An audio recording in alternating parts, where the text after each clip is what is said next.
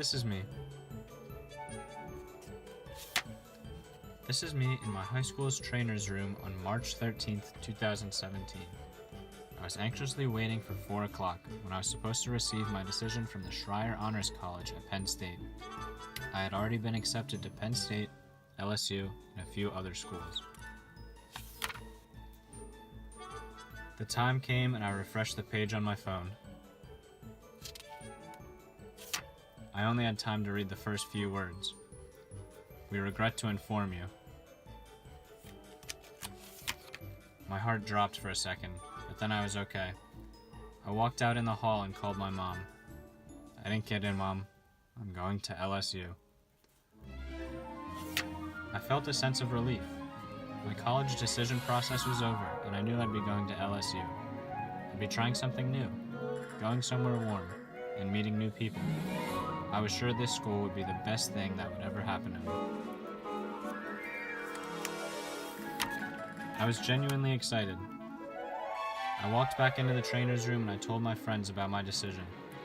I was greeted with warm hugs and words of encouragement. My summer was full of great memories and some difficult goodbyes, but my excitement to move into my new home never wavered. I moved into my dorm on August 16th with my parents. They told me they were proud of me and that they'd be there for me if I ever needed anything. But I was ready for college life. I had a few days before classes started to get to know the campus. The very first night I was there, I played in a volleyball tournament with some other new students, and we seemed to hit it off right away. I met Noah.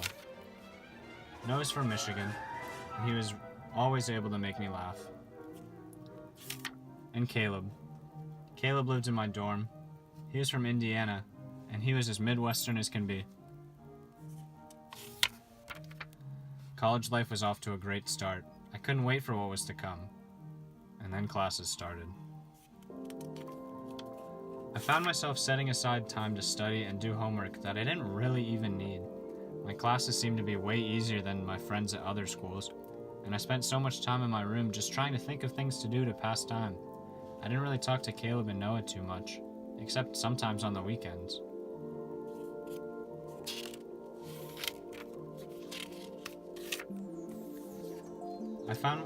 I figured it was just a phase of college life. Everyone was just trying to adjust.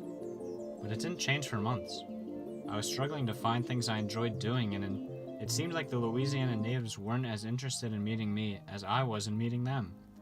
I was thoroughly bored, and I got more and more homesick as the semester continued. I missed my friends and my girlfriend, who was going to school at Penn State Altoona. This is my girlfriend, Emily. She's a lot prettier in real life. We started dating a couple weeks after I decided to go to school in Louisiana, but we were both ready to give long distance a try. I talked to her about how I was feeling, and how bored I was, and how I didn't feel like I could fit in. She was always happy to take my calls, listen, and help. I sat in my poorly decorated dorm room with a roommate that I never talked to, and tried to find videos on YouTube to keep me entertained until I went to bed. I'd text with Emily and some other friends from high school, and they'd tell me about all their fun, crazy experiences at their new schools. I got jealous. Then, on one weeknight in October, I decided I couldn't do it for 4 more years. 4 whole years. I couldn't and I wouldn't force myself to remain unhappy in such an influential time of my life. I told Emily first. I told her I didn't know what I wanted to do or how I would tell my parents. She reassured me that I should be able to do whatever will make me happiest, and that my parents would be supportive of my decision. My first instinct was to wait until the end of the year to transfer, hopefully to Penn State. I spent hours online looking at the transfer process and Penn State's requirements to do so. I discovered that I'd have to make the switch after that first fall semester, or I wouldn't be able to get into the Smil College of Business because of some credit restrictions. I only had a couple weeks before the application was due. Emily finally helped me build up the courage to call my parents and tell them what I was thinking. It was not easy, but they were happy to listen, and they assured me they were there to help, just like they told me when they moved me into college.